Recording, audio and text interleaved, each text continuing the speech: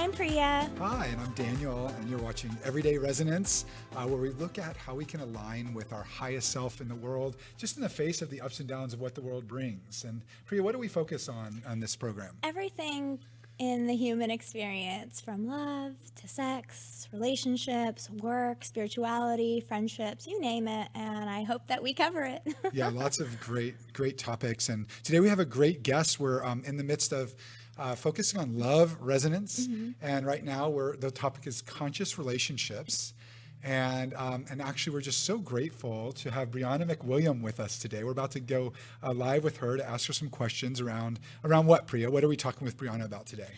Such a powerful topic today on different attachment styles, and if you don't know what they are, please stay tuned and maybe learn a little bit about yourself, perhaps partners, or even those that you have had relationships with in the past. Let's see, there's often people referring to just reoccurring patterns, like, oh, not this again, kind of thing in relationship. Actually, pre-show, there was somebody that brought this question up. If you could talk about attachment style in the context of reoccurring challenges in relationship, maybe it might be different relationships or the same relationship. Be interesting to hear your thoughts on that.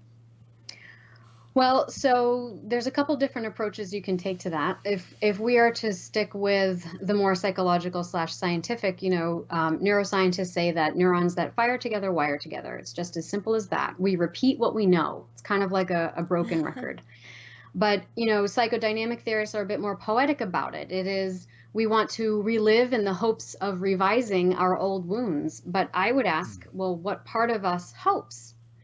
And so that's the part that leads us into the connection to conscious relationship, and that's kind of how attachment leads us into expanding into conscious relationships, because consciousness is all about assuming this kind of observer position in our internal worlds as much as our external world. But a lot of us persist in an external orientation until something cataclysmic happens in our lives, and that forces us to take a personal inventory. Right. And of course, nothing forces our hand like heartbreak. This is true. And so this is true. That's right. This is true.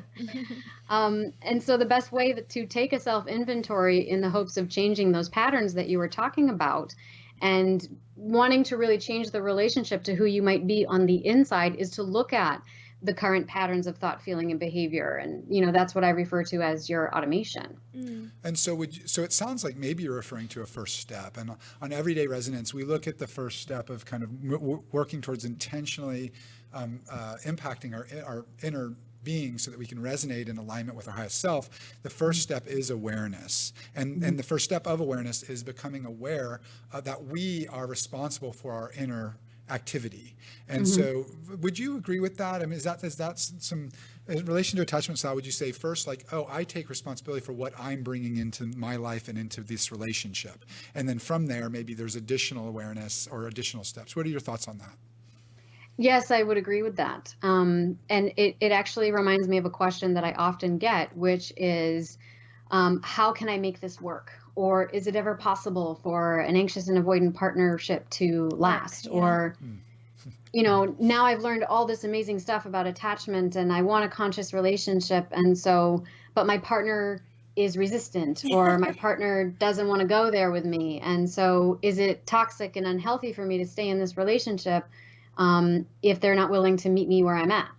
And what is your answer to that? So, and I want to rephrase the question just slightly, which is, if one partner is interested in the self-reflection and then also then the let's say trauma resolution related to the inner patterning stuckness, but the other is not, the other won't even really go inward.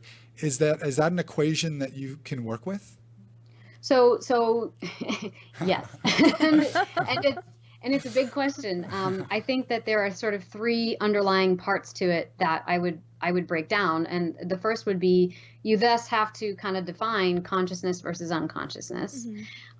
You would need to address this notion that love is equated with need satisfaction.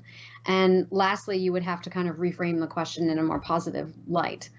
So Please tell me that love is equated with need satisfaction. I really need to hear that that's a big yes. I'm gonna have to say no. I don't see her signing off on that. Really really don't see her signing off on that. Yeah. But I won't No, say it's it something I've can't been learning that it's not. Okay, and yeah, go ahead. I won't say that it can't be, Right. but it need not be. And I think sometimes we feel like we get tied up in the need satisfaction, and if you can't meet my needs, then I can't love you.